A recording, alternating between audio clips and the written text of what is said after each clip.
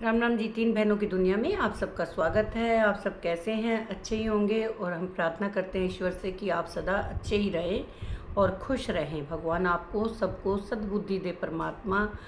तो आज का जो व्लॉग मैं बनाने जा रही हूँ वो है परी रानी व्लॉग पे ऊपर आधारित, क्योंकि भाई उसके पीछे हमारे यूट्यूबर्स बहनें पूरी तरह से लग गई हैं। कुछ तो भगवान मतलब करता है और कुछ बंदे करते हैं तो असहनीय हो जाता है। तो परी रानी का बेटी का कल था बर्थडे, और बर्थडे के लिए भी उन्होंने बहुत कुछ उनको सुनाया है कि उसको क्या लगेगी। वो तो आज बर्थडे सेलिब्रेट कर रही है। तो मैं उन बहनों से पूछना चाहूँगी, क्या आप लोग उसका एक्स पति हैं रणदीप जी, वो कुछ ऐसा लेकर आए कि वो अपना बर्थडे मनाना छोड़ दे, वो खाना खाना छोड़ दे, या वो अपना स्टोर बंद कर दे? ऐसा कुछ करना ज़रूरी होता है? कोई उसके पीछे पड़ जाए तो उसमें उसकी क्या गलती है, आप बताओ। और एक नंबर की झूठी 3 करोड़ रुपए लेके आ गई। क्या 3 करोड़ रुपए आप लोगों ने दिया? क्यों दिया उसके पति ने 3 करोड़ रुपया? कभी आपने सोचा ये बात? कम से कम बोलने से पहले या अपने विचार रखने से पहले ये बात सोच लिया करो। एक नंबर की झूठी किसको बोलते हैं? तुम्हें किसी ने अधिकार नहीं दिया एक नंबर की झूठी बोलने का। और मैं रणदीप जी आपसे माफ़ी चाहूँगी, मैं आपको जानती नहीं हूँ, लेकिन आपके जो आप ग्राउंड मीडिया के सामने लेकर आए और उसके बर्थडे से एक दिन पहले, क्या ये सोची समझी चाल नहीं है आपकी कि उसको किस तरह से परेशान किया जाए? उसने 1 साल पहले आपके बारे में बोला तो आप 1 साल पहले बोलते, 6 महीने पहले बोलते, 10 दिन पहले बोलते। उसके बर्थडे से एक दिन पहले आपने जानबूझकर उसको तंग करने के लिए ये सब सुनाया। आप भी दुखी हो, हमें पता है। कोई आदमी भी खुश नहीं रहता अपनी पत्नी को तलाक देकर। आप भी दुखी हैं, हम जानते हैं, लेकिन आप औरों को परेशान करें। और कई बहनों ने कहा कि भाई रणदीप जी की आंखों में पानी था, तो उनकी आंखों में पानी था। मैं मानती हूँ आपकी आंखों में पानी, तो आपकी बेटी को मिलने से किसने रोका? रानी ने रोका, कोर्ट ने तो नहीं रोका। आप कोर्ट में जाके जब आपने तलाक लिया तो आप ये बात रख सकते थे कि मैं अपनी बेटी से 1 महीने में मिलूँगा। क्या कोर्ट आपको मना करता? बिल्कुल नहीं मना करता, क्योंकि आप चाहते ही नहीं थे मैं अपनी बेटी से मिलना।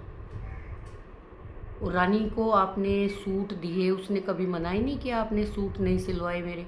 उसने खुद अपने इंटरव्यू में कहा है कि उन्होंने मेरे को 8,000 का सूट ला कर दिया। तो 8,000 का सूट लाकर क्या आप उसके साथ ये अत्याचार करोगे कि शराब का भरा हुआ गिलास आपने उसके ऊपर फेंका? नहीं फेंका आपने अपनी बेटी पर, उसके ऊपर तो फेंका। तो क्या ये आपको अधिकार था कि आप उसके ऊपर शराब का भरा गिलास फेंके? तो बेटी पास में बैठे उसके ऊपर गिरा, कोई माँ चाहेगी ये सब देखे उसकी बेटी? और आपने बहुत बड़ा महान काम किया कि उसके बेटे का खर्चा दिया। तो आप इतने महान थे तो उसके बेटे को अपने पास रखते। क्या हो गया नहीं पास रखा? क्यों नहीं रखा आपने? आप महान तो हैं ही, रखते उसके बेटे को अपने पास। क्यों जाती रानी बेटी घर छोड़कर?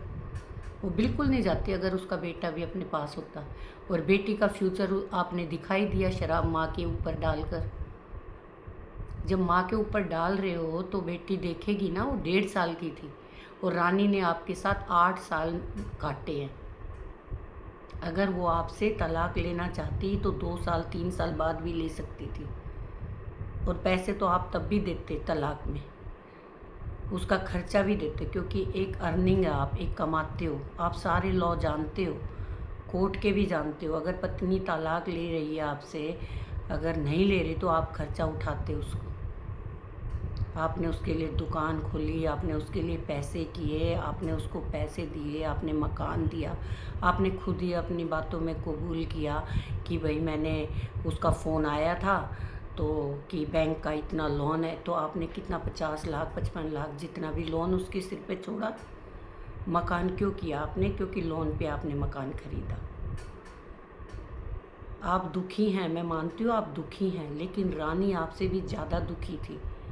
और रानी को भी नहीं लाना था मीडिया के सामने, जो ये लेकर आई। हमें अच्छा नहीं लगा था मीडिया के सामने। अपना खुद का ही पेट नंगा होता है हम अपने, क्योंकि लोग हमें उसी दृष्टि से देखते हैं, उसी नज़र से देखते हैं। और उसने हमें कभी भी नहीं कहा कि भाई मेरा पति मर चुका है। उसने हमेशा बोला मेरा पहला पति मर गया है। और वो भी सब पता है, सबको पता है कि आप जिंदा हैं, आपसे तलाक हुआ है। तो और ये जो बहनें उठी हुई हैं बहुत ज़्यादा गंदा गंदा बोल रही हैं उसके लिए, ये हमें हक नहीं है किसी की निजी ज़िंदगी में जाने का। लेकिन रणदीप जी, आपसे रिक्वेस्ट है, आप ये गंद आगे मत फैलाना जो अभी फैलाया है। हम रानी को भी बोलेंगे और आपको भी बोलेंगे। और वो बहुत समझदार है, उसने कोई व्लॉग नहीं बनाया और अपना बर्थडे भी मनाया। और हम उसकी इस बात से बहुत खुश हैं कि उसने किसी का रिप्लाई नहीं किया। बहुत खुश हैं हम कि रिप्लाई नहीं किया और वो अपनी ज़िंदगी में आगे बढ़ चुकी है। तो प्लीज़ आप उसके घाव को मत कुरे दो, क्योंकि अब कुछ हासिल होने वाला नहीं है। तो अगर आपको जवाब ही देना था तो 1 साल पहले जब उसने व्लॉग डाला तब देते। अब आपको उसकी खुशियाँ बर्दाश्त नहीं है कि वो कैसे ऊंचाइयों को छू रही है, कैसे आसमान को छू रही हैं, कैसे भाई। तो आप उसकी खुशी से खुश नहीं है कि उसके हर शहर में शोरूम खुल रहे हैं, वो बहुत आगे बढ़ चुकी है। तो कैसे वो इतनी आगे बढ़ गई? उसके बेटे ने गाड़ी ले ली, तो 2-3 चीज़ें एकदम साथ हो गई। तो आपने मौका देखा कि अब उसका बर्थडे आने वाला है, उसको कैसे दुखी किया जाए। और मैं हमारी जो यूट्यूबर बहनें हैं, इतने अच्छे अच्छे कंटेंट बनाती हैं, इतनी बढ़िया उनके पास स्टोरी होती है, लेकिन ऐसे मुद्दे क्यों उठा के लाती हैं? औरत ही औरत की दुश्मन क्यों बनी है? तो प्लीज़ सभी बहनों से रिक्वेस्ट है, ऐसे गंदे गंदे कमेंट्स ना करें और एक औरत का साथ दें। इससे अच्छे तो हमारे भाई यूट्यूबर हैं कि किसी के ऊपर ऐसे गंदे इल्ज़ाम नहीं लगाते, ऐसी गंदी वीडियो नहीं बनाते। थैंक यू यूट्यूबर भाइयों, बेटों, बच्चों, कि आप बहुत महान हैं। आपके पास अपने कंटेंट है तो अपने ही कंटेंट डालते हो, लेकिन आप मुझे भी बोलेंगे कि आपने क्या किया। प्लीज़, मैं आप लोगों के फ़ोन नंबर नहीं है मेरे पास, इसलिए मैं आप लोगों को अपने व्लॉग के माध्यम से बताना चाहती हूँ कि प्लीज़ किसी की अच्छाई ना करो तो बुराई भी मत करो, क्योंकि हाँ, एक हाथ से कभी ताली नहीं बजती, दोनों हाथों से ही बजती है। तो कुछ कमियां दोनों तरफ से होती हैं, क्योंकि कंटेंट पहले रानी बेटी लाई तो रणदीप जी भी लाए, लेकिन रणदीप जी की ज़्यादा गलती है और रानी बेटी की कम। तो मैं अंदाज़ा नहीं लगा सकती, क्योंकि दोनों पति पत्नियां, उनका यह आपसी था निर्णय कि भाई हमें तलाक लेना चाहिए, तो उन्होंने लिया। और सभी बहन भाइयों से भी मेरी रिक्वेस्ट है कि प्लीज़ अपना घर चलाओ। जैसे अभी मामन की बहू है, कितना अच्छा कंटेंट अपना बनाती है, सत्संग करती है, उसके भी ब्लॉग बना बना कर डालती हैं। हमें हक नहीं है कि उसके लिए भी इतना गंदा बोला था, जिन्होंने समझ गई होंगी, जिनके लिए मैं बोल रही हूँ कि 3 करोड़ रुपया ले लिया और अब पर्दाफाश हुआ। क्या पर्दाफाश करोगी किसी का? कभी मामन की बहू का पर्दाफाश कर रहे हो तो कभी रानी बेटी का पर्दाफाश, और तुम्हारा कोई पर्दाफाश करेगा तो क्या करोगी तुम? तो इससे पहले अपने गरेबान में झांकना चाहिए कि हम कितने दूध के धुले हैं, हम क्या कर रहे हैं। तुम्हारा तो एक एक चैनल भी ब्लॉक हो जाता है तो रोना शुरू कर देते हो। तुम किसी ज़िंदगी के साथ इतने बड़े बड़े बोल बोलते हो, इतने गंदे गंदे कमेंट्स डालते हो, इतने गंदे व्लॉग बनाते हो, वो कुछ नहीं है। तो कम से कम हमें दूसरों की लाइफ का सोच कर बोलना चाहिए।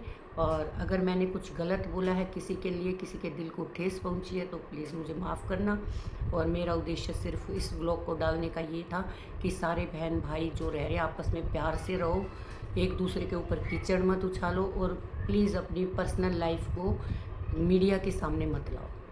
सभी यूट्यूबर्स से बोल रही हूँ, सभी बहन भाइयों से कह रही हूँ, पर्सनल लाइफ को यूट्यूब पर मत लाओ, क्योंकि उससे गंद ही मचता है।